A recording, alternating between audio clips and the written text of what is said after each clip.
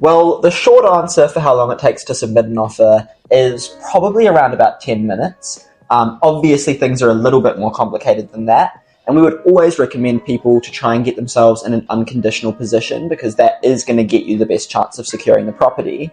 But let's just say you were to see a property the day before the tender, you reached out to the agent, you got the info, you were able to get a viewing that day, and the tender closes the next day, and you don't quite feel like you've done enough due diligence. There are clauses for absolutely everything.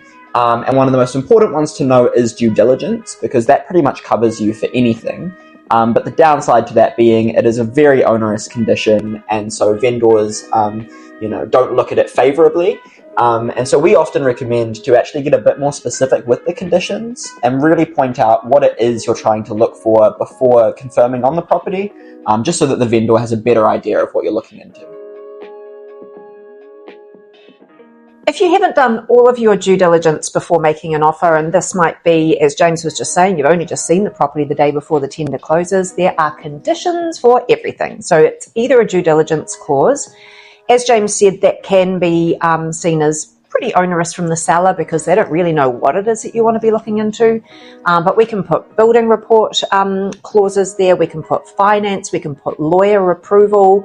We've had conditions where it's conditional upon someone's partner viewing the property and being okay with it. So there is literally a condition for anything that you might need to still look into to feel confident about your purchase.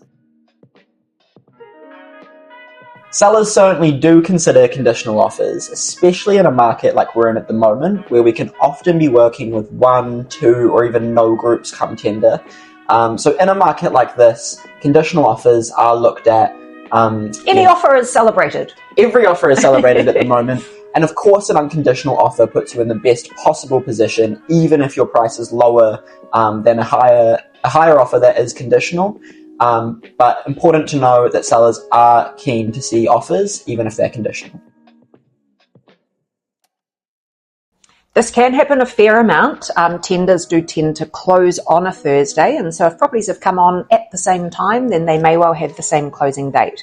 So the best way to approach that, and obviously get legal advice first, but we can help with a clause where you probably need to select out of those two what is the one that you are most interested in actually purchasing, and you would put that one in as you would any other offer, so hopefully unconditional or with whatever conditions that you need.